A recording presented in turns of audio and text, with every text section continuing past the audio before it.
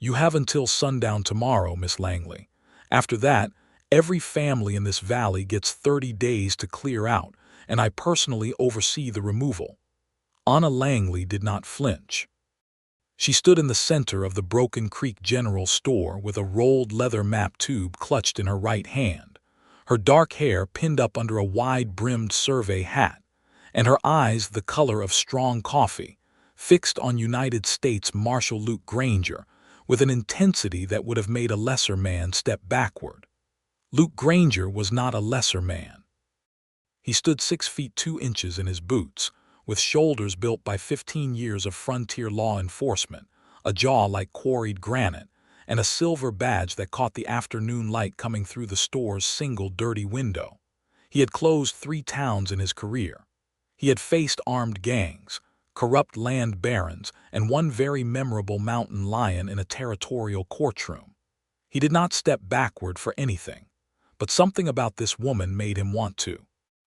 "You come into this valley," Anna said, her voice perfectly controlled and devastating in its precision, "with a federal order based on a boundary survey conducted in 1869 by a man named Elias Torbert, who, I have strong reason to believe, was drunk, corrupt, or both when he drew that line."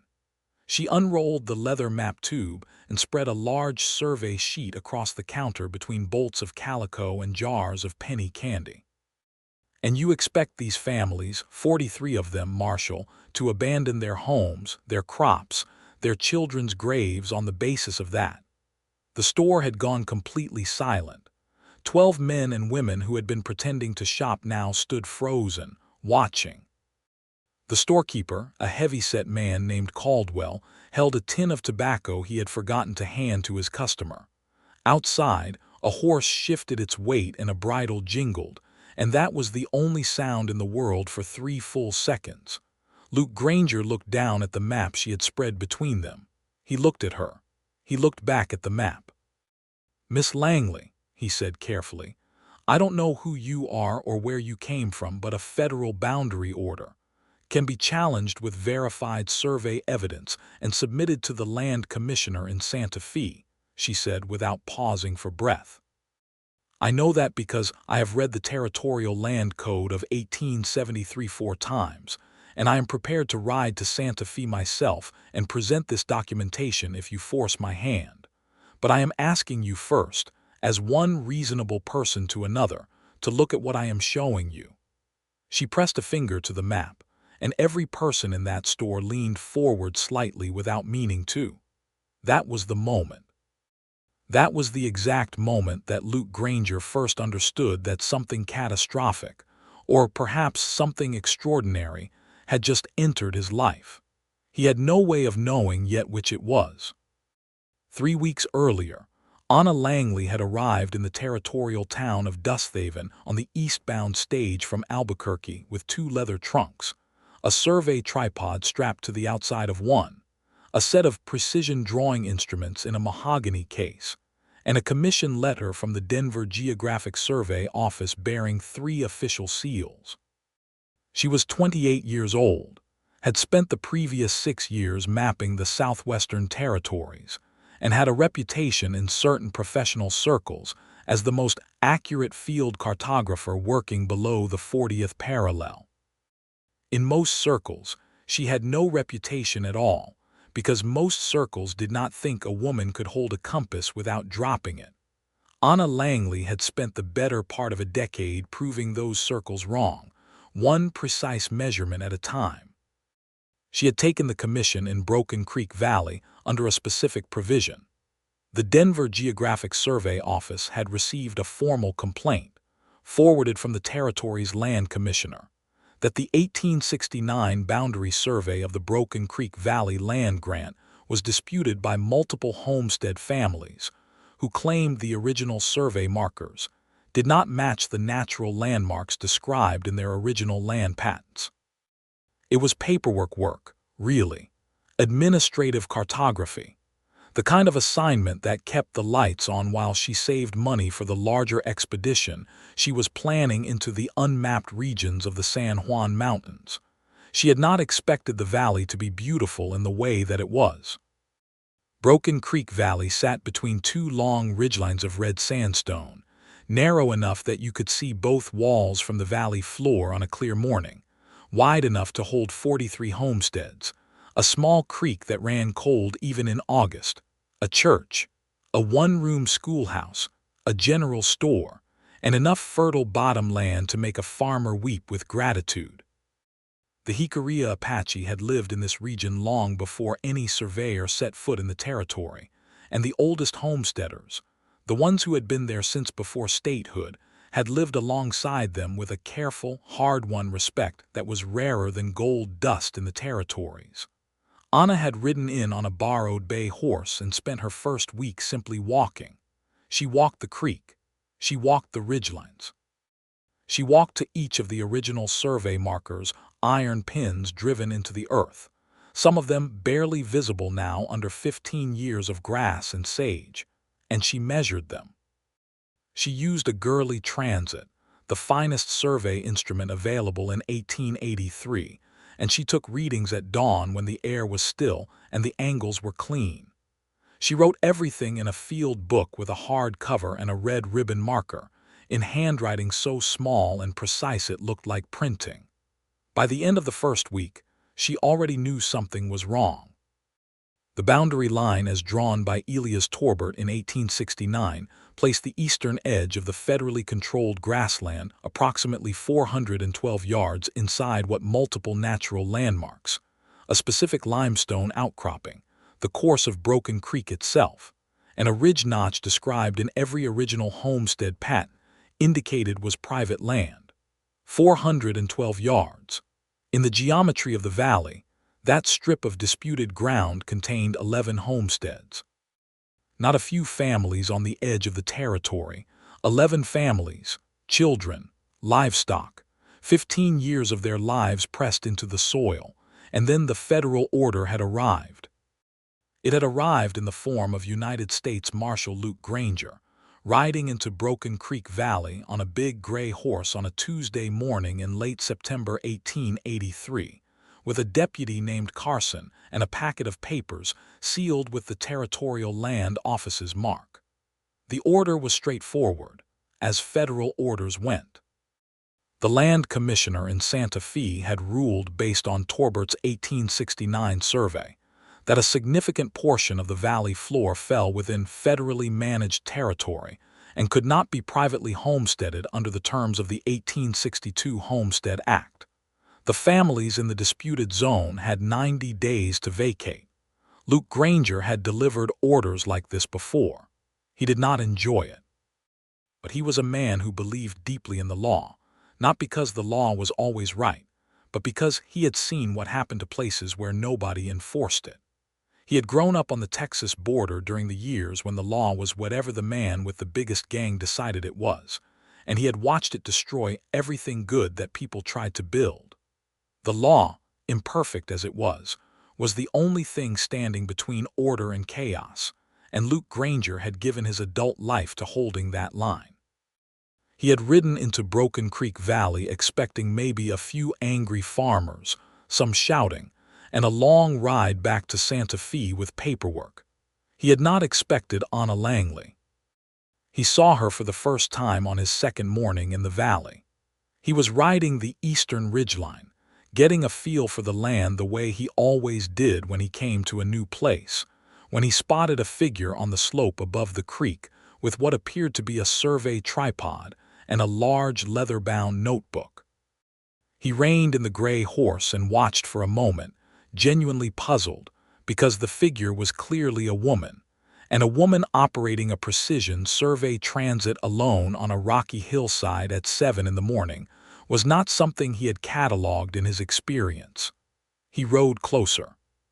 She did not look up when he approached, because she was in the middle of a reading, and interrupting a reading was, in her professional opinion, the equivalent of knocking a glass of water off a table. You could not unspill it, so you simply did not do it. She finished writing the angle in her notebook, checked it twice, and then straightened and looked at him. "Marshal," she said, without particular surprise, as if marshals appeared on hillsides above her transit every morning. "I heard you arrived yesterday." News travels fast in small valleys, he said. He was trying not to stare at her. He was not entirely succeeding. She was not beautiful in the conventional way that magazines in Santa Fe might have illustrated. She was striking in a way that came from competence and certainty, from a face that was accustomed to looking at long distances and finding what it was looking for. Her cheekbones were high, her expression was direct, and she had a smudge of pencil lead on her right jaw that she clearly did not know was there and would not have cared about if she did. "And you are Anna Langley." "I hold a commission from the Denver Geographic Survey Office. I am conducting a boundary verification survey of this valley." She tilted her head very slightly. "And I suspect that what I am finding is going to be extremely inconvenient for your federal order." He had felt something shift in the air between them right then, though he could not have named it. "How long have you been surveying?" he asked, which was not the question he had come prepared to ask. "Professionally, since I was 22. I was trained by my father, who was the chief surveyor for the Colorado Territorial Survey until he died. Before that, since I was about 12, when he gave me my first compass and told me that the land never lied, only the people measuring it did." She said this matter-of-factly, without sentiment. "I have mapped approximately 6,000 square miles of the southwestern territories. The Denver office has published 4 of my surveys as official territorial maps." He sat on his gray horse and absorbed this. 6,000 square miles, he said, give or take, depending on how you measure partial sections. She had already turned back to her transit. "I will be done with the eastern ridgeline by this afternoon. If you'd like to ride along tomorrow when I measure the creek corridor, you are welcome to observe. It might save us both considerable time later." He should have said no. He should have ridden back to the valley floor and his deputy Carson and his packet of federal papers and done his job. He had delivered the notice. He had given the residents of the disputed properties their 90 days. The legal machinery was in motion, and his role now was enforcement, not observation. "What time tomorrow?" he said instead. She had told him dawn, and he had been there at dawn, and that was how it began. They spent 3 days riding the valley together while Anna took measurements and Luke, who had expected to be bored and was not, watched her work. He was not, in the ordinary way of things, a man given to patience. Patience was a professional tool for him. He used it when stalking a fugitive or waiting out a standoff. But it was not a quality he enjoyed for its own sake. He was accustomed to moving, to acting, to resolving things and riding on. Anna Langley made him want to be patient. She moved through the landscape with a quality he could only describe as conversation, as if she and the land were talking to each other in a language he did not speak but could almost hear. She would stop at a particular rock formation and kneel down and press her fingers into a crack in the stone, reading something there that he could not see. She would stand at the edge of the creek and watch the way it bent around a gravel bar, and then write something in her notebook that was not words but numbers and angles, and he would look from the creek to the notebook and back and try to understand the translation. "The creek has moved," she said on the second day. "Not much, perhaps 40 yards west since 1869, but it has moved." And the original survey used the creek course as a boundary reference. "Which means the boundary has moved with it." "Can a boundary move?" he said. She looked at him with that steady, evaluating look that he was beginning to recognize. "The law says no. The land says yes. My job is to make those 2 things agree with each other as accurately as possible." She paused. "The law Torbert put on paper in 1869 was supposed to describe what the land actually looked like. What I am finding is that he described it very badly." "How badly?" "I will know the full extent when I finish my calculations." "But Marshal," she stopped and looked at him directly, and he felt the particular attention of that look like physical weight. "I think he placed the eastern boundary marker almost a quarter mile from where it should be. I think he may have done it deliberately." The silence that followed was the kind that contained implications rather than emptiness. "That's a significant allegation," he said. "I know. I do not make it lightly." She turned back to her transit. "I make it because the numbers do not lie." That evening they sat by the creek as the light went orange and then red against the sandstone walls, and she explained triangulation to him, not because he had asked her to, but because she had noticed him watching her work and had decided he deserved an honest explanation rather than professional opacity. She drew in the dirt with a stick angles and baselines, and the way you could locate any point in a landscape with precision if you had two fixed reference points and the mathematics to connect them. And he listened with a focus that surprised him, because he had not thought he would understand any of it, and he understood most of it. "You like this," she said when she paused. "The mathematics of it." "I like things that are true," he said. "I spent a lot of years tracking lies." "A thing that is just true with no opinion attached is," he paused, looking for the word, "restful." She looked at him for a long moment. Then she smiled, and it was the first real smile he had seen from her, and it changed her face entirely, made it warmer, more human, more beautiful in a way that arrived quietly and then stayed. "That is the best description of cartography I have ever heard," she said, "and I have heard quite a few." He felt something warm and complicated move through his chest. He ignored it. He was there to enforce a federal land order. He was not there to feel warm and complicated things about the woman who was building a case against it. On the third day, he tried to maintain professional distance. He rode with her to the western ridgeline, watched her set up the transit, and said very little. She did not seem to notice or mind. She worked with the same absorbed concentration she brought to everything, and he stood a little apart and watched the valley below them. The homesteads scattered along the creek bottom, the smoke rising from cook fires, the small figures of children running between the barns, and felt the weight of what he was there to do pressing on him with unusual force. He had always told himself that the law was worth the human cost. He still believed that.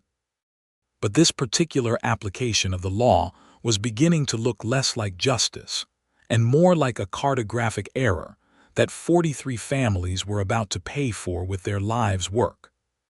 "Granger," she said from behind the transit. He turned. "Come and look at this." He came and crouched beside her at the eyepiece, and she positioned the instrument and told him what to look through, and he looked, and he could see the limestone outcropping she had described, a specific jagged peak of pale rock on the eastern ridge, exactly where she said it would be. And she showed him the angle she had measured, and the angle that Torbert's 1869 survey recorded for the same landmark, and the difference between the two numbers was not subtle. It was not a matter of equipment error or atmospheric distortion. The difference was the kind that could only be explained by one of two things: catastrophic professional incompetence or deliberate falsification. "Someone paid him," Luke said, standing back up slowly, "to move the line east." "That is my conclusion," she said. "I cannot prove the motivation. I can only prove the measurement is wrong." "Who benefits from moving the line east?" She met his eyes. "I have been wondering the same thing." "The land in the disputed zone, if these families are removed, reverts to federal management. In 1869, who stood to profit from expanded federal territory in this particular valley?" He was quiet for a moment. Then he said the name that had been sitting at the back of his mind since she first mentioned Torbert's timeline. "The Meridian Land and Cattle Company." She nodded slowly. "They held the federal grazing leases on the adjoining territory in 1869. If the federal boundary moved east by a quarter mile, their lease area expanded by approximately 2,000 acres of prime valley bottom, creek-fed, excellent grass." She paused. "The Meridian Company was dissolved in 1877 after a fraud investigation in Denver, but before it dissolved, several of its principals transferred substantial assets to a new concern." "What new concern?" "A land-holding company called Southwestern Territorial Partners." She let that sit for exactly 1 second. "Which is the holding company currently lobbying the Santa Fe Land Commissioner's office to accelerate the removal of the Broken Creek homesteaders." The air between them went very still. Luke Granger had enforced the law for 15 years. He had served federal orders, territorial orders and county warrants. He had done it because he believed in the system. He had never, not once in 15 years, been the instrument of a fraud he could see clearly with his own eyes. "How long will it take you to finish the survey?" he said. "2 more days to complete the field measurements. Another day to calculate and draw the final map." Her voice was steady, but her eyes were watching him carefully. "Marshal, I need you to understand I am going to complete this survey whether or not you cooperate with me. I will submit it to the land commissioner. I will challenge the boundary order through every legal channel available to me. I am telling you this not as a threat, but because I believe you are a man who prefers honesty to. Do you always explain your strategy to the opposition?" he said. "You are not my opposition," she said quietly.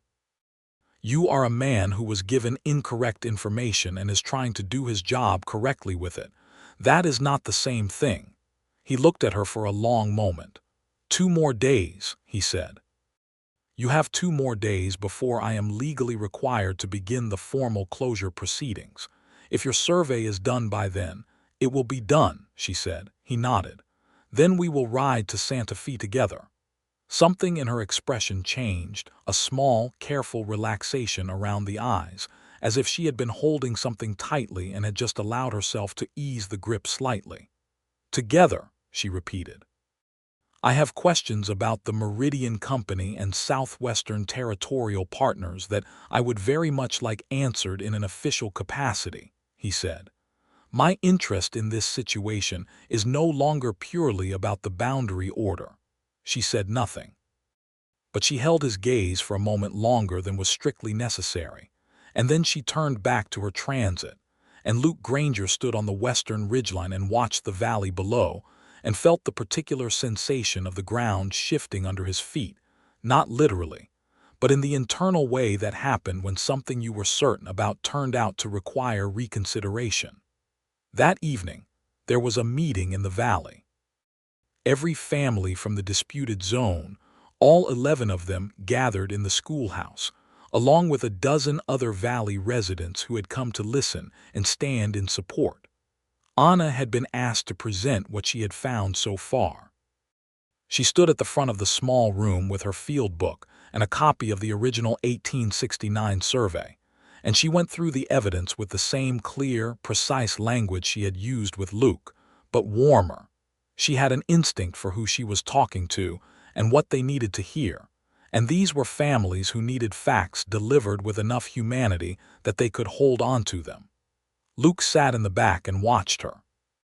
She told them about the boundary discrepancy without dramatics, but without softening it either. She told them the measurements she had taken, what they meant, and what she intended to do with them. She told them she believed their land was legally theirs under the terms of their original patents, and that Torbert's 1869 survey was demonstrably incorrect. She told them the road to Santa Fe was not short or easy, but that she had walked longer roads. A man in the front row, weathered face, large hands, the kind of stillness in him that comes from a life spent doing hard physical work, said, "Miss Langley, can you actually prove this, in a way that they have to listen to?" "Yes," she said. "I can." She did not say it with bravado. She said it the way she said everything else, as a statement of established fact. The man nodded slowly and looked down at his hands. A woman near the window, maybe 35, with a baby on her hip and 2 older children pressed against her side, said, "We've been here 14 years. My husband is buried in the hillside back of the house." Anna met her eyes. "I know," she said. "And that land is yours. I am going to prove it." Luke looked at his boots for a moment. When he looked up, his jaw was set in a way that his deputy Carson, had he been present, would have recognized as Luke Granger making a decision that he was going to keep regardless of consequences. After the meeting broke up, Anna sat alone at the schoolhouse teacher's desk, working by lantern light, her field book open and her fine pen moving steadily across paper. Luke came back in after most of the families had dispersed. "You eat today," he said. She looked up, startled. "Excuse me." "Eat. Food. Did you consume any?" He was carrying 2 wrapped parcels from the store, and he set one on the desk beside her field book. She stared at the parcel for a moment with an expression that suggested she was trying to remember whether she had, in fact, eaten anything since breakfast. "There was coffee," she said. "That's not food." He sat down on one of the student benches, which was considerably too small for him, and unwrapped his own parcel hardtack, dried venison, a slice of cheese, and began to eat with the calm, practical approach of a man who viewed eating as a logistical requirement rather than a pleasure. Anna unwrapped her parcel. She looked at him sideways. "You don't have to bring me food, Marshal." "Probably not," he agreed. "How is the calculation going?" She pulled her field book around so he could see the page, though it was dense with numbers that would have been incomprehensible to most people. He looked at it carefully, tracing one row of figures with his eyes, and she watched him do it and felt something she was not expecting, a small internal warmth at his careful attention. "This column," he said, pointing. "The angle readings from the eastern transit points. They're all offset by the same amount." She stared at him. "You read that? You explained the triangulation system 2 days ago. I was listening." He met her eyes with a calm steadiness that was, she was realizing, one of his defining qualities.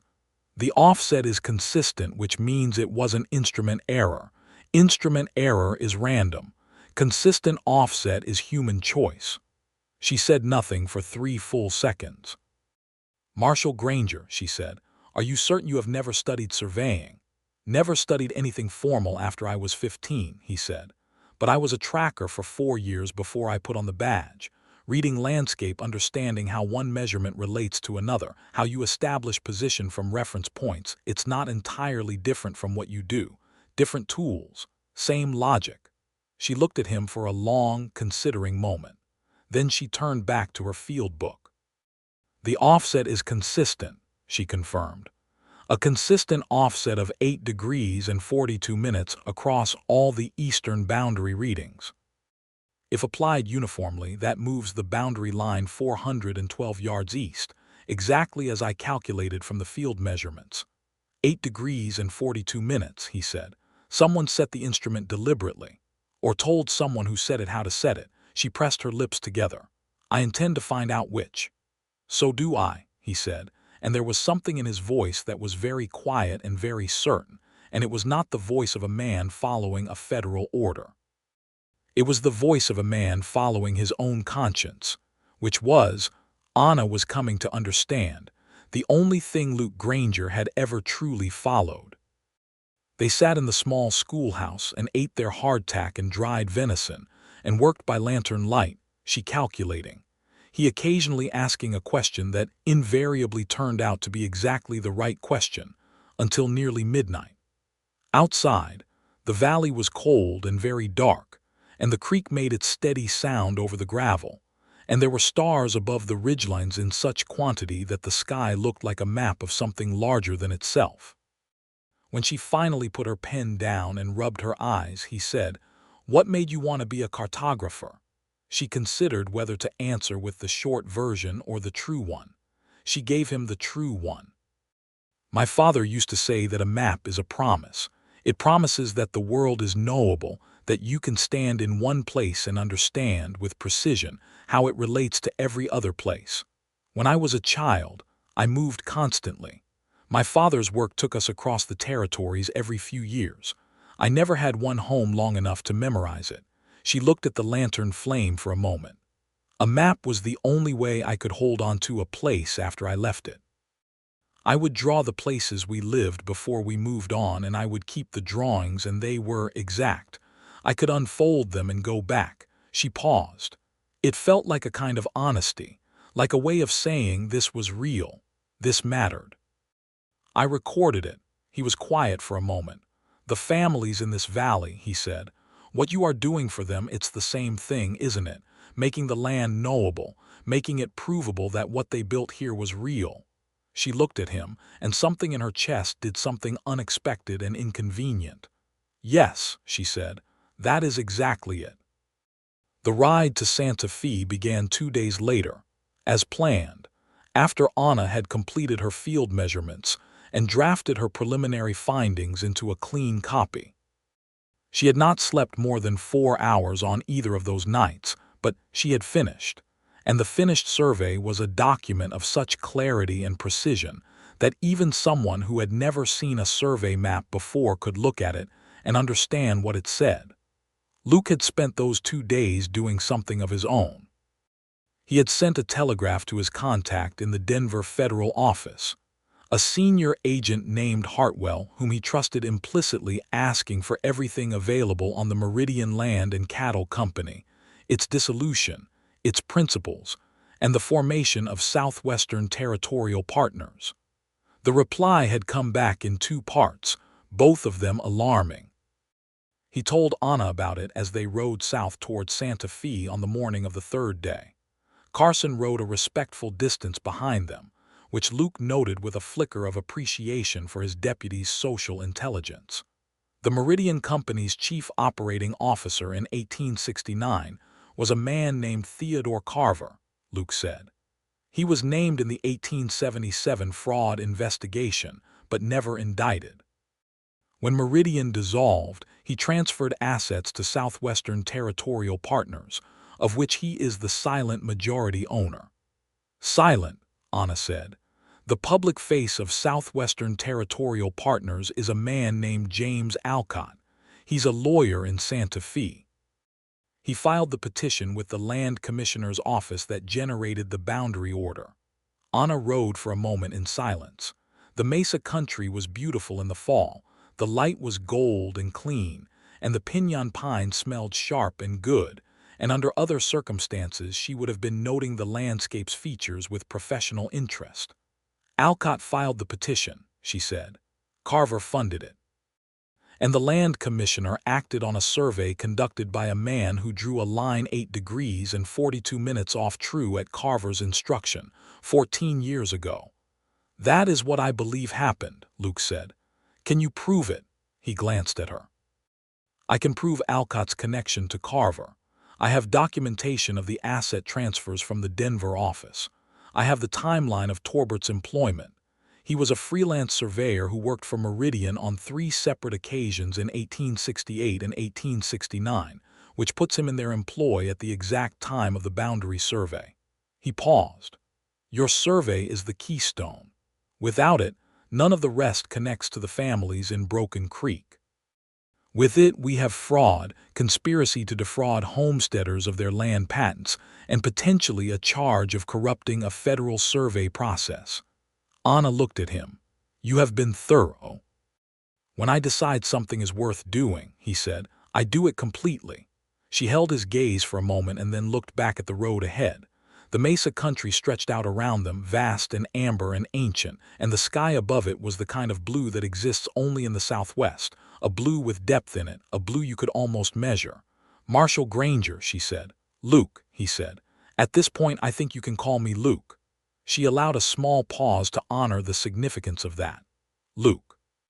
What happens when we get to Santa Fe and Alcott and Carver push back? They have money and legal connections, and the current ruling of the Land Commissioner on their side. We have a survey and a timeline. And a federal marshal, he said. Don't forget the federal marshal. She almost smiled. I don't think I could forget you if I tried. That came out differently than she had intended, and she knew it, and she kept her eyes on the road and let it lie there. She heard him shift slightly in his saddle. What do you plan to do after this is finished? He said after a moment. I have a commission proposal for the San Juan Mountain Survey. There are significant unmapped regions in the upper drainage. The Denver office has been pushing for a detailed map of the river headwaters for 3 years, and I have been planning the expedition for almost as long. She paused. It would take most of next year. Difficult country, high altitude. Sounds dangerous. It is. Most things worth doing are. He looked at the side of her face for a moment. You'd go alone. I've gone alone before. I have a local guide I trust, a Jicarilla man named Domingo who has worked with the survey office before. He knows the upper San Juans better than any white man alive. She paused. Why do you ask? He was quiet for a beat. Just wondering about the landscape, he said, which they both knew was not entirely true, but which served well enough for the moment. They stopped for the night at a small roadside settlement called Roja Springs, a water stop with a stable, a long, low building that served as both dining room and sleeping quarters for travelers, and a proprietor named Santos who was missing 2 fingers from his left hand and made extraordinary coffee. Anna ate dinner with focused efficiency and then spread her finished survey on the table and went through it one more time, checking each figure against her field notes with the kind of obsessive precision that comes from a professional who understands that one wrong number can destroy everything. Luke sat across the table with his coffee and watched her without pretending not to. "You're staring," she said without looking up. "I'm observing," he said. "There's a professional distinction." She did look up then, and the lantern light caught the amber in her dark eyes, and he felt that warm, complicated thing move through his chest again, stronger this time. He did not look away. "Luke," she said, setting her pen down carefully, "I want to ask you something directly, and I would like a direct answer." "All right," he said. "When we arrived in Broken Creek, you had legal authority to begin enforcement immediately. You could have started formal removal proceedings on day 1. Instead, you spent 3 days riding the valley with me. You waited 2 more days for me to finish the survey. You have spent a week building a case against the order you came to enforce." She studied his face. "Why?" He turned his coffee cup in his hands. "Because I saw the numbers," he said. "You saw the numbers on the 2nd day. You could have waited for my findings and still begun enforcement while the legal challenge was in progress." "Yes," he said, "I could have." "So why didn't you?" He looked at her steadily. "Because I saw you," he said. "Not just the numbers. I saw the woman reading them and I believed her. I believed in the precision of what she was doing and in the seriousness with which she was doing it, and I made a judgment." Paused. "I have been making judgments about people for 15 years, Miss Langley. I have staked my life on those judgments more times than I can count. And when I saw you on that hillside with your transit on the 2nd morning, I made one." The room was very quiet. Santos had gone to check on the horses. Carson was asleep already. "What kind of judgment?" she said softly. "That you were telling the truth," he said, "and that the truth mattered more than the order." Anna looked at him for a long time. Then she picked up her pen. "That is an extraordinary thing for a lawman to say. I know. Most men in your position would have said the order is the order. Most men in my position haven't met you." She looked down at her survey. A small color had risen in her cheeks that had nothing to do with the heat of the lantern, and she applied herself to her figures with renewed determination. Luke finished his coffee and said goodnight and went to find his bedroll, and in the narrow sleeping room with Carson snoring softly across the dark, he lay on his back and looked at the ceiling and understood with complete clarity that he was in serious, irreversible trouble. He was in love with her, not the temporary, surface kind that could be waited out, the deep, inconvenient, permanent kind that rearranges the architecture of a person. He had been in love with her, he realized, since she pressed her finger to that map in the general store and looked at him with those steady, knowing eyes and dared him to tell her the numbers lied. Santa Fe in the fall of 1883 was a city in transition, still recognizably a territory town, with its low adobe buildings and dusty plazas and the constant presence of the army, but with enough lawyers and land agents and territorial officials to generate the slow, grinding machinery of bureaucratic power. The land commissioner's office was in a 2-story building on the east side of the plaza, flanked by a bank and a telegraph office, and it was there that Anna and Luke went on their first full morning in the city. They had requested a formal hearing with Commissioner Henderson, citing new survey evidence and potential fraud in the original boundary determination. Henderson was a cautious man in his 50s, with the look of someone who had spent too many years in rooms where powerful men argued about land, and he had agreed to the hearing with the particular wariness of an official who has just realized something significantly more complicated than a routine boundary dispute has landed on his desk. James Alcott was also present, which was not a surprise. He had been notified of the challenge hearing per the required legal process, and he had arrived with 2 junior lawyers and a set of documents so thick they filled a leather briefcase. He was a smooth man, carefully dressed, with the kind of surface confidence that Luke recognized instantly as the professional performance of someone who knows their position is weaker than it looks. Alcott saw Anna's survey tube and his confident expression flickered, just for a moment. It was the flicker of a man who had not expected the challenge to arrive in this form. Anna laid out her finished survey on the commissioner's table. It was a beautiful document, not because Anna cared about aesthetics, but because clarity was a form of beauty, and her map was clear in a way that admitted no ambiguity. Every measurement was labeled. Every reference point was identified and cross-referenced to the original 1869 survey. The boundary discrepancy was marked in red ink, with the angles and distances recorded alongside it. She presented her findings for 45 minutes without notes, without hesitation, and without a single moment of uncertainty, because she did not have any uncertainty. The numbers were what they were. She explained the methodology, the equipment, the conditions under which the measurements were taken, and the mathematical proof that the 1869 boundary line was incorrect by a margin too large to attribute to equipment error or professional negligence. Commissioner Henderson asked 3 questions. Anna answered all 3 with precise, complete accuracy, and then provided additional context he had not asked for but clearly needed. Alcott's lawyers objected twice on procedural grounds. Luke dealt with both objections in his capacity as the federal officer of record on the case, citing the relevant sections of the Territorial Land Code with a fluency that clearly surprised Alcott, who had assumed the marshal was there purely as muscle. When Anna finished presenting, the room was quiet for a long moment.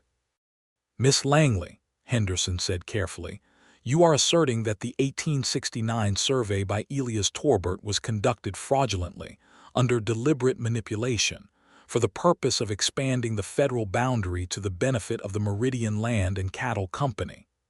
"I am asserting that the measurements are demonstrably wrong," Anna said. "The reason for that wrongness is a matter for legal investigation. I am a cartographer, not a judge. But I will say this: the error is consistent, uniform, and precisely calibrated in a direction that benefits a specific party. That is not an accident." Luke set a packet of documents on the table. "Commissioner Henderson, I have documentary evidence connecting Elias Torbert to the employment roles of the Meridian Land and Cattle Company in 1868 and 1869, and connecting the principles of Meridian to the formation of Southwestern Territorial Partners, the company that filed the petition generating the current boundary order. I am requesting a temporary suspension of the Broken Creek boundary order pending full investigation." Henderson looked from Luke to Anna to Alcott and back. Then he looked at the map for a long moment. Alcott said, "Commissioner, a survey conducted by a woman without formal institutional credentials cannot be considered." "My credentials," Anna said clearly, "are 4 published territorial maps, a 6-year commission with the Denver Geographic Survey Office, and this survey, which anyone with basic mathematical literacy can verify independently." She paused. "If Mr. Alcott would like to hire his own surveyor to conduct an independent verification, I welcome that. It will reach the same conclusion." Henderson picked up a pen. "I am issuing a temporary suspension of the Broken Creek boundary order pending investigation into the original 1869 survey methodology, and the connections Mr. Alcott's petition may have to the previously investigated Meridian Company fraud." He looked at Alcott. "You and your client will be notified of the full investigation timeline." Alcott's smooth confidence had degraded significantly. He gathered his documents without looking at Anna. In the corridor outside, Anna stood very still for a moment, holding her map tube, and then she exhaled slowly. It was the most human, unguarded thing Luke had seen her do, that slow exhalation of held breath, and it hit him somewhere below the sternum. "First round," she said. "You won the first round," he said. The investigation will take months. They will appeal. Alcott and Carver will mount a defense. She looked at him. This is not over. No, he agreed. But the families stay in their homes while it proceeds. He paused. And I am going to be here for all of it.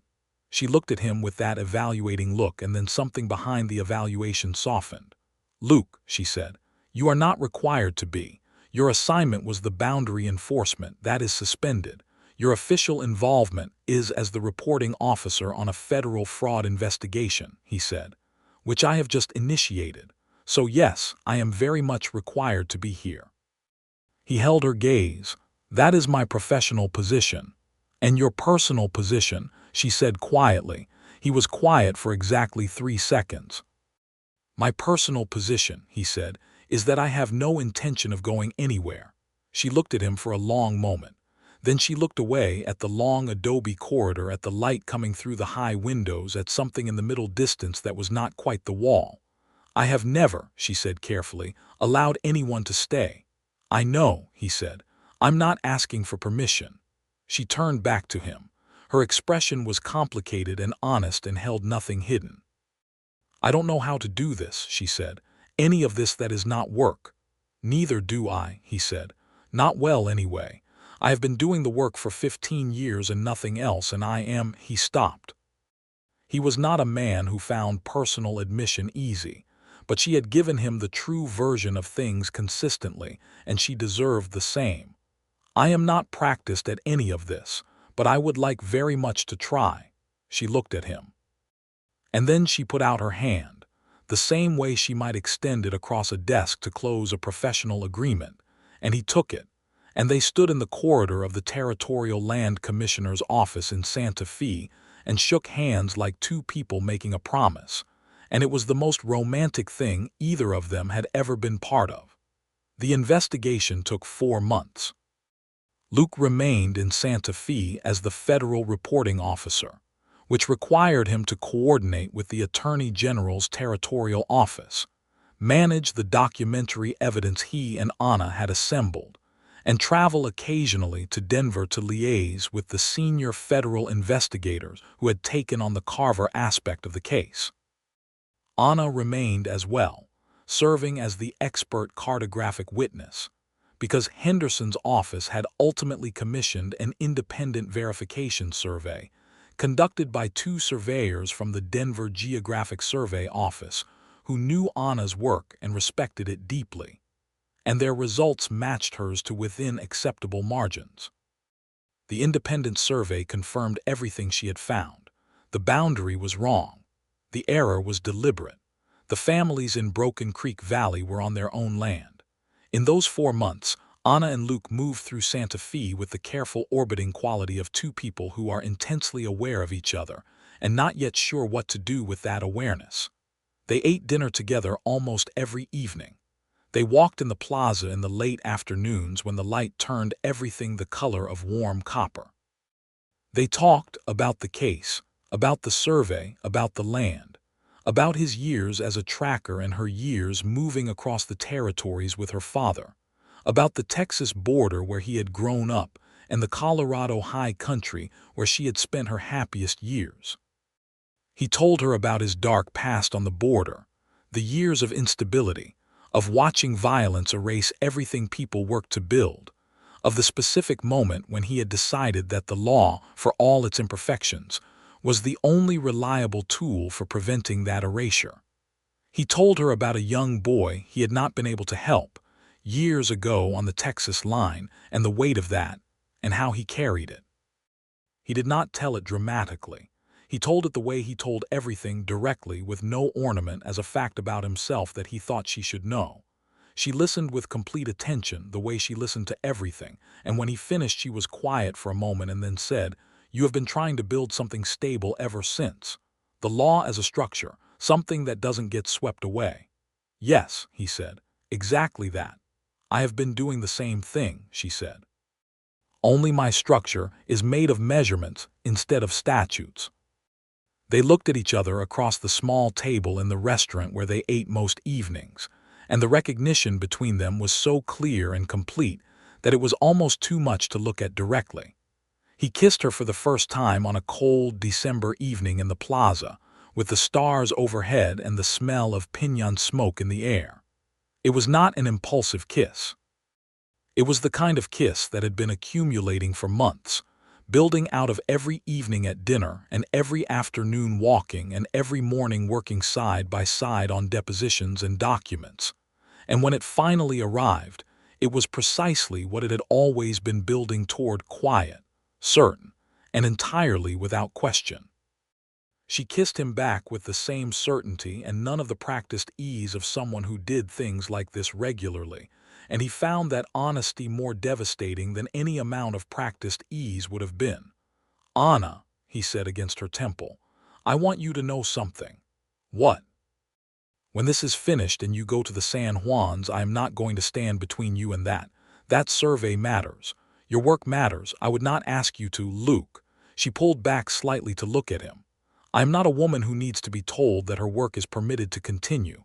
I have been conducting it without anyone's permission for 6 years." "I know that," he said. "I am saying it as a statement of my own intention, not as an instruction." He met her eyes. "I have no interest in being someone who asks you to be smaller than you are. I have only ever wanted to see you be exactly as large as you are."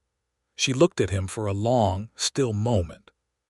And then something in her face that had been carefully maintained for a very long time, a controlled, professional neutrality that was not coldness, but was the armor of a person who had learned not to depend on others, shifted, very quietly, and let him in. "Then stay," she said softly. "I intend to," he said. In February of 1884, the Territorial Attorney General's office filed fraud charges against Theodore Carver and James Alcott. The charges included conspiracy to defraud homestead landholders, corruption of a federal survey process, and unlawful manipulation of land commissioner proceedings. Carver, who was older and in poor health, negotiated a settlement that involved the permanent invalidation of the 1869 boundary survey and the submission of a corrected boundary line. Anna's line, as the official legal boundary of the federal territory adjoining Broken Creek Valley. Alcott fought it for 3 more months before his legal position collapsed entirely, at which point he accepted a plea arrangement and was permanently disbarred from practicing law in the territory. The families of Broken Creek Valley received formal notification in March 1884 that the boundary order had been permanently reversed, that their original land patents were confirmed as valid, and that the corrected boundary survey, conducted by Miss Anna Langley of the Denver Geographic Survey Office, had been adopted as the official federal record. Anna received a letter of commendation from the Land Commissioner's Office, a formal acknowledgement from the Denver Geographic Survey Office, and a follow-on commission request from 3 separate territorial counties who had read about the case and wanted their own boundary surveys verified. She wrote polite replies to all 3 saying she was presently committed to prior engagements. Luke wrote in his official report that the Broken Creek case represented a significant instance of cartographic fraud enabled by corporate collusion with federal survey processes, and recommended new oversight protocols for territorial boundary surveys. The report was accepted, filed, and eventually formed the basis of a new federal procedure requiring independent verification of all boundary surveys conducted on federal adjacent land. He also, on the same day he submitted the report, walked into the best jeweler's shop in Santa Fe and spent 45 minutes choosing a ring. Not the showiest one, not the most expensive. The one that looked like it had been made for a woman who valued honesty over ornament.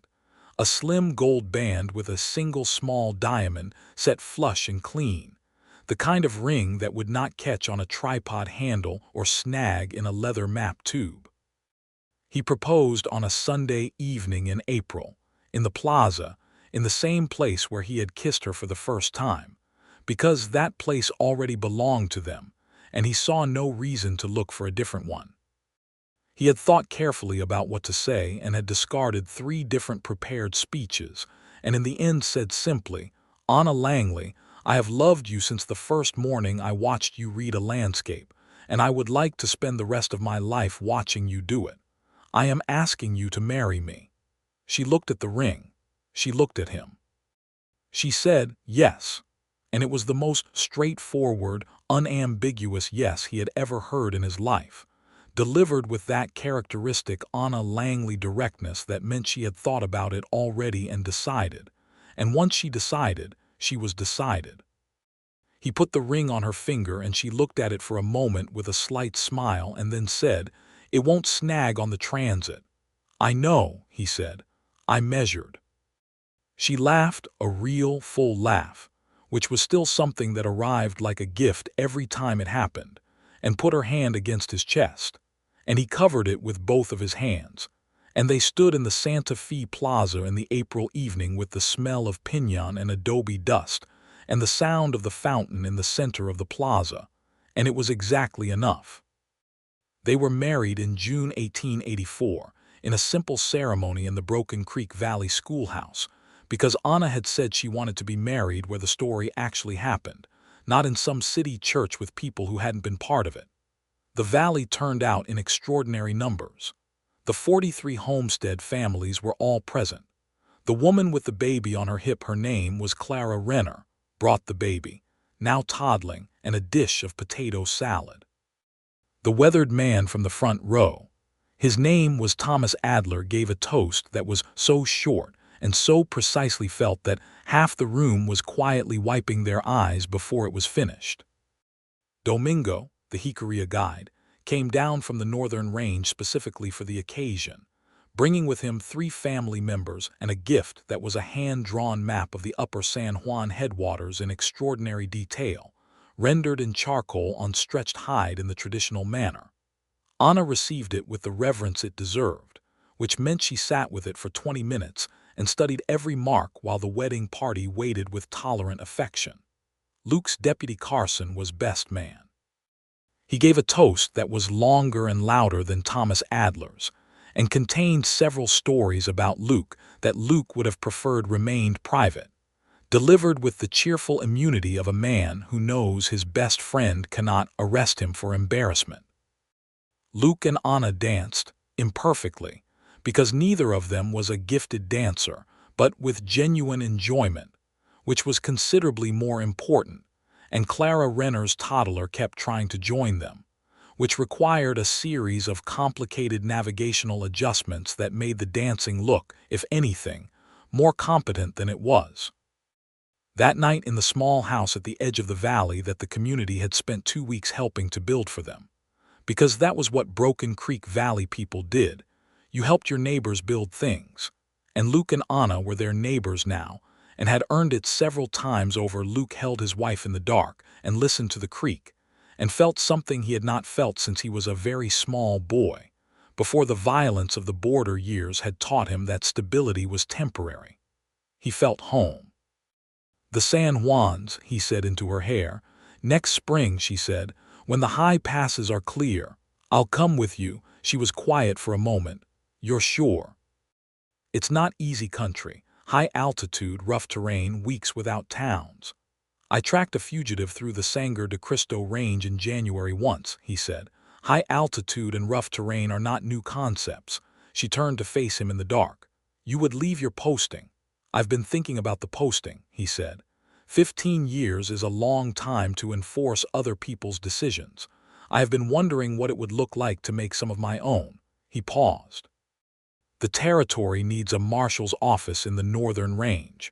The San Juan drainage is completely unpoliced. The mining camps up there are essentially ungoverned. If I were to propose establishing a northern territorial substation in the San Juan drainage," she said slowly, "approximately, where I will be conducting the mapping survey for most of next year." "Approximately," he said again. She was quiet for 3 seconds. He could feel her thinking, and he let her think, because she was a woman who needed to reach her own conclusions and trusted herself to do it, and he had no desire to rush her. "That would work logistically," she said carefully. "It would," he agreed. "You are not doing this purely for logistical reasons," she said. "No," he said, but the logistical reasons are genuinely sound. She put her hand against his jaw. Luke Granger, she said, you are a completely terrible liar. I am aware, he said. I have been told this before. It is one of the things I love about you, she said, and she said it directly without preamble the way she said everything, and he felt it land in the center of his chest and stay there, warm and certain and permanent. I love you, he said equally directly, because she had given him the gift of her own directness and he intended to match it for the rest of his life. They lay in the dark and listened to the creek, and the valley held them, and outside the sandstone ridgelines rose against the star-filled sky, and everything that had been wrong had been corrected, and everything that had been uncertain had been decided. In the spring of 1885, they rode north into the San Juan Mountains together. Domingo met them at the northern range boundary with 4 horses and a pack mule, and the patient, watchful quality of a man who has seen many kinds of people enter wild country and knows immediately which ones belong there. He looked at Anna's transit and her leather map tubes and her field books and nodded with approval. He looked at Luke's badge and his Winchester and the way he sat his horse and nodded with a different, equally specific kind of approval. The survey took 8 months. It was the hardest work Anna had ever done professionally. The upper San Juan drainage was a landscape of extraordinary complexity, with river headwaters that split and recombined through narrow canyons, with altitude changes that made the air thin enough to make your head ache for the first 2 weeks, with weather that could move from brilliant clarity to blinding snow in 4 hours. She mapped it all. Every river bend, every ridge notch, every canyon mouth.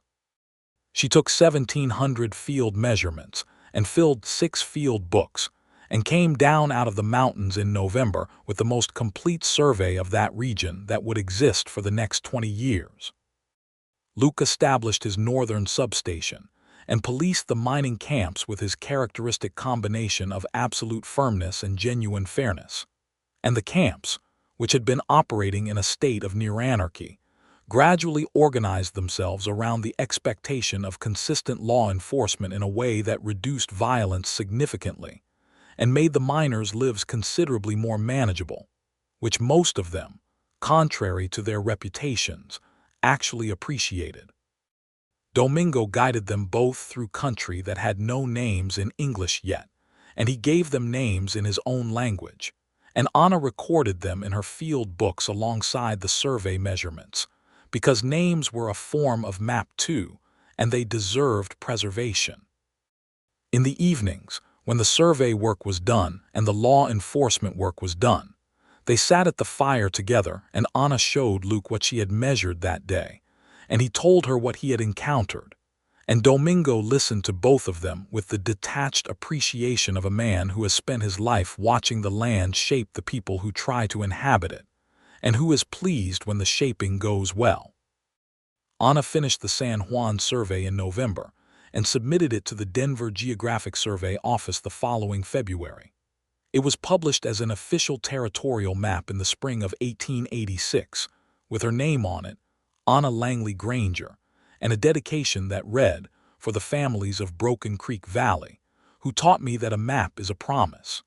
It was the best work of her career, and would remain a foundational reference document for the Territorial Geological Survey for decades. Their first child was born in the spring of 1886, in the house in Broken Creek Valley, where they spent their winters. He was a boy, and they named him James, and he had his father's jaw and his mother's eyes, and an opinion about everything from his first week of life, which anyone who knew either of his parents could have predicted. Anna delivered him with the same focused, methodical approach she brought to everything, and afterwards lay with him against her chest and looked at Luke across the room with an expression he had never seen before on her face, something that was not her professional certainty or her personal directness, but something older and deeper than both, something that arrived with the weight of permanent change. Luke came and sat beside her and put his hand very gently on the boy's back, and the boy immediately grabbed his finger with a strength that was unreasonable for something his size, and Luke laughed. A full, unguarded laugh, and Anna watched him laugh and fell in love with him again in a completely new way. Clara Renner came over the following morning with food and the baby, who was now almost 3 years old and very much interested in the new arrival. Thomas Adler came by the afternoon, with his large, quiet hands, and stood in the doorway and looked at James Granger for a long moment and said, "Good," with the particular weight that certain men put into a single word to mean everything. Luke's deputy Carson rode up from Santa Fe with a bag of peppermint candy and a handshake for Luke that lasted slightly too long, because Carson was the kind of man who converted feeling into grip pressure. Domingo came down from the northern range specifically to see the boy and brought a carved wooden compass, decorative, not functional, but made with remarkable precision, that he placed in the cradle and which James Granger would keep his entire life. The case of Broken Creek Valley became, in subsequent years, something of a foundational reference in territorial land law, not because lawyers were particularly inclined to cite it by name, but because the procedural changes it generated, specifically the requirement for independent verification of federal boundary surveys and the new oversight protocols for land commissioner petition processes, permanently changed the way the territorial land offices processed boundary disputes. Many families in subsequent years benefited from those changes without ever knowing they existed, which is how most genuine improvements to systems work. Anna was occasionally asked to speak on cartographic standards at territorial surveying conventions, and she did so with the same clarity and precision she brought to everything, and the other surveyors, who were, in those years, almost entirely men, listened to her with the respectful attention of professionals who recognize competence regardless of their personal preconceptions. Most of them came around completely within the first 15 minutes of hearing her present. Some of them were faster. Luke was eventually offered the position of Chief Territorial Marshal, based in Santa Fe. He discussed it with Anna for 3 evenings and then declined it, because accepting it would have required him to be in Santa Fe full-time, and he had no interest in being away from Broken Creek Valley on a permanent basis. He proposed instead an expanded Northern Territorial jurisdiction that he would administer from the valley, with a deputy structure that allowed him to oversee a larger area without abandoning the home they had built. The territorial governor, a pragmatic man who had read about the Broken Creek case and had significant respect for both Luke Granger and his wife, agreed. Their second child was a girl born in 1888, and they named her Eliza. She had her mother's hair and her father's stillness, and an instinct for spatial reasoning that manifested itself, by the time she could walk, as an uncanny ability to navigate any building or landscape she entered, finding the most efficient path between any 2 points with the confidence of someone reading a map that only she could see. Anna watched this with quiet, delighted recognition. Luke watched it with the particular pride of a father who is watching a child become herself. James, at 2 years old, treated his sister with the proprietorial affection of a firstborn who has decided to take responsibility for another human being, which is to say he followed her everywhere, got underfoot consistently, and was occasionally useful. By 1890, Broken Creek Valley had grown. The original 43 homesteads had expanded as the first generation of children in the valley came of age and built their own places on adjacent land. The church had been renovated. The schoolhouse had been expanded to 2 rooms. A small mill had been established on the creek, which meant the valley was producing its own flour rather than importing it from Dusthaven, and that single change in logistics improved the economic stability of the community significantly.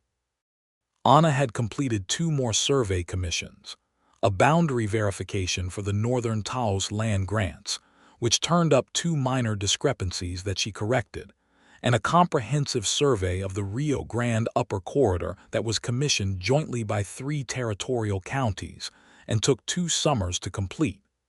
Her reputation in the field was, by this point, simply established fact. The Denver Geographic Survey Office had offered her a staff position twice, and she had declined twice because she preferred the autonomy of commission work, and because she was not willing to relocate to Denver, and because she had a home in Broken Creek Valley that she had no intention of leaving. Luke continued as the Northern Territorial Marshal, and he was good at it in the way that he had always been good at his work: thorough, direct, consistent, and genuinely invested in the communities he served. He spent more time in the valley as the years passed, and the northern range became more settled and required less active law enforcement, and less time riding the circuit courts, and this suited him perfectly.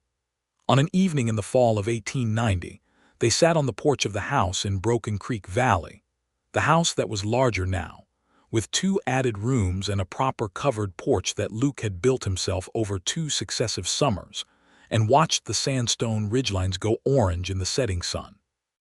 Eliza was asleep inside. James was at Thomas Adler's place, learning to shoe a horse, which he had decided was the most important skill a person could have.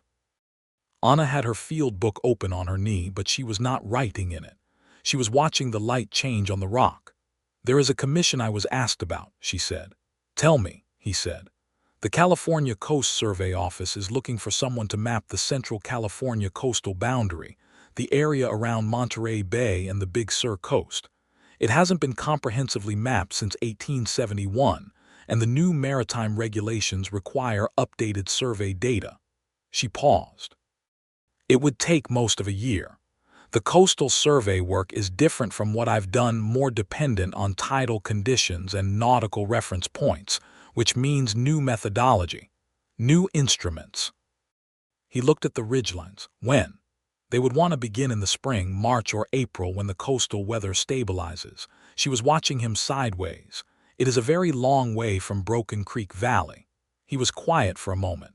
Then he said, "The Northern Jurisdictional Review is scheduled for next spring. If the governor approves the new deputy appointments, my direct patrol obligations will reduce by about 40%. He turned to look at her.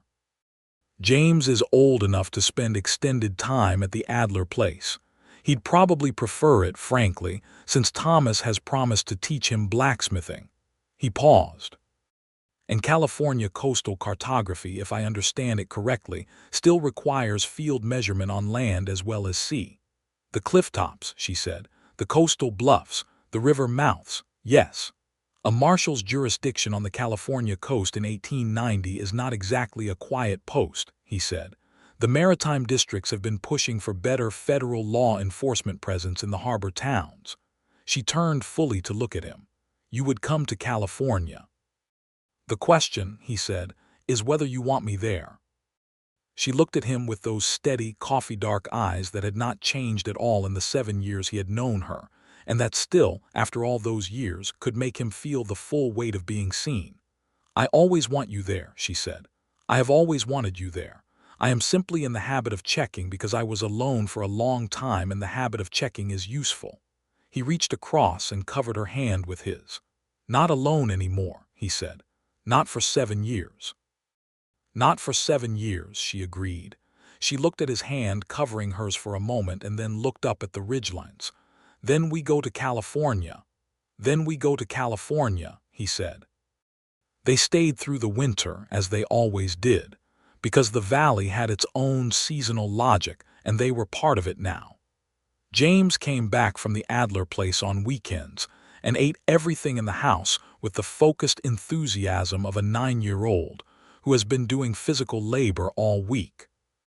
Eliza, at 2, had developed the vocabulary of a much older child and the habit of picking up small rocks and placing them in precise arrangements that she seemed to regard as meaningful, which Anna photographed with a small camera she had acquired the previous year, because she recognized the early signs of a spatial mind at work.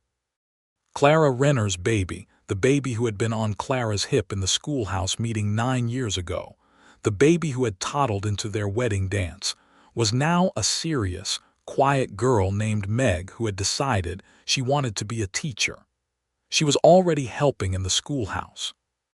The woman with the baby and the fear in her eyes had become a community pillar. a woman who organized the valley's charitable functions with the same practical efficiency she brought to everything, and who sometimes looked at Anna across a room with the particular gratitude that goes beyond what words can comfortably carry. Luke and Thomas Adler had become the kind of friends that develop between men who do not talk much but who are consistently, reliably present for each other.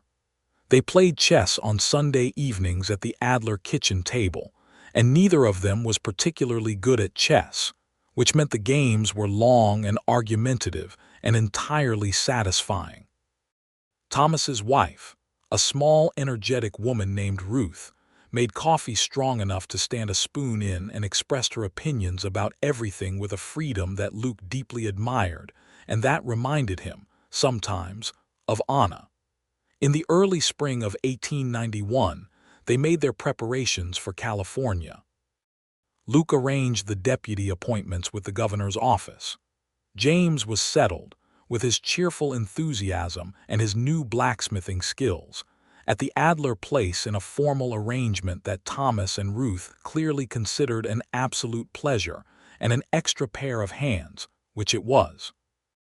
Eliza came with them, being too young to be left, which she seemed to understand on some instinctive level, accepting the change of scenery with the equanimity of a child who trusts that the adults managing her world know what they are doing.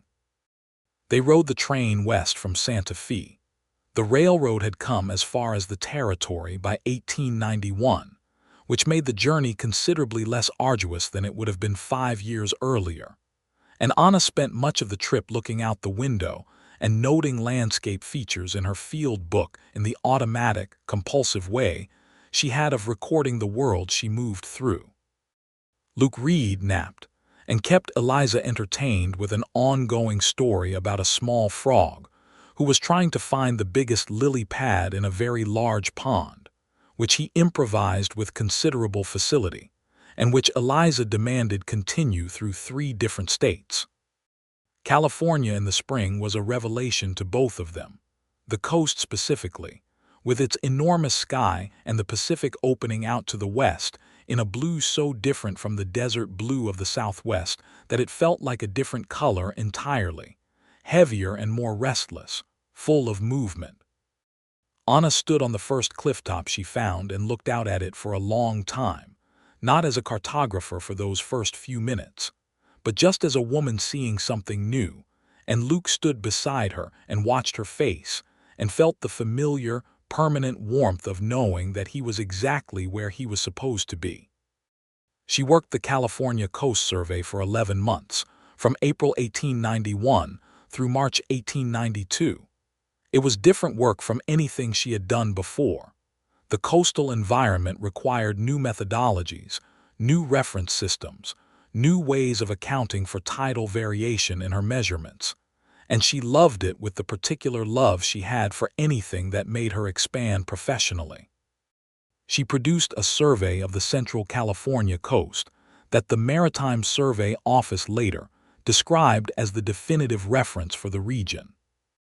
Luke established a working relationship with the Monterey Bay Federal District, assisted with several significant cases involving maritime fraud and smuggling, and wrote the longest official report of his career, which was later cited as a model of jurisdictional analysis by the Federal Marshal's Training Office. He also, during this period, developed a significant skill in cooking seafood, because the availability of it in coastal California made it impossible to ignore, and feeding his family well was something he had decided early in his marriage was one of his primary responsibilities. Eliza, at 3 and 4 years old on the California coast, was exposed to a landscape so different from Broken Creek Valley that she seemed to process it with the same spatial intensity she applied to everything, filing it away in whatever internal map she was constructing of the world. She learned to say the names of the fish. She collected interesting rocks from the tide pools. She sat beside her mother at the transit and watched the measurements being taken with focused attention, and occasionally pointed to something in the landscape that Anna then checked and found, invariably, to be exactly what Eliza had intuited it was. "She has your eye," Luke said one evening, watching Eliza arrange a collection of tidally varied stones in what was clearly a topographical sequence. "She has your steadiness," Anna said. "The combination is formidable." He laughed quietly. "We may have made something remarkable." "We may have," she agreed, and the word we carried, as it always did when she used it, the full weight of everything they had built together and the intention to keep building it. They returned to Broken Creek Valley in the spring of 1892, to the house with the porch and the view of the sandstone ridgelines, to Thomas Adler's chess games and Clara Renner's community suppers, and the creek running cold and clear through the valley floor. James, now 11, had mastered horseshoeing and had developed a passionate interest in mechanics that had led him to spend considerable time at the mill on the creek, understanding how the water wheel worked, which the miller tolerated with the amused patience of a man who recognizes genuine curiosity when he sees it. The valley had changed, and not changed in their absence. The changes were all improvements: a second well, a larger church organ, a new bridge over the creek that was more solid than the previous one. What had not changed was the fundamental quality of the place. The way the community held itself together, the way people showed up when someone needed help, the way the land itself seemed to hold all of them with a particular steadiness. Anna stood on the porch of her house on her first evening home and looked at the ridgelines going red in the sunset, and felt the specific, deep satisfaction of a person who is exactly where they belong.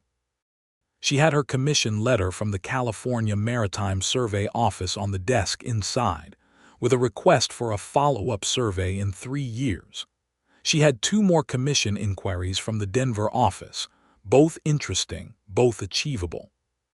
She had a husband sitting beside her, large and calm and present, who had followed her to the coast of California and helped with the survey instruments on difficult clifftop days and fed their daughter and policed a maritime district and cooked extraordinary seafood, and who was looking at the same ridgelines she was looking at with the same expression of belonging that she knew she wore. "This is a good life," she said. He turned to look at her. "It is," he said. "We made it," she said, "out of a boundary dispute and a corrupt survey and a federal order and 2 people who were both completely unsuited to relying on anyone. And a transit reading on a hillside," he said. "And a transit reading on a hillside," she agreed. He put his arm around her, and she leaned into him, and the evening settled over Broken Creek Valley with the quiet certainty of a place that has been accurately measured and found to be exactly what it was: wide enough for 43 families and a creek and a church and a schoolhouse and a mill, bounded by 2 sandstone ridgelines that had stood there since before any human being had found a way to name them, holding all of it gently and permanently in the way that only land can hold things. Somewhere in the valley a door opened and closed, and a child called out, and another voice answered. The creek ran on over the gravel, cold and faithful.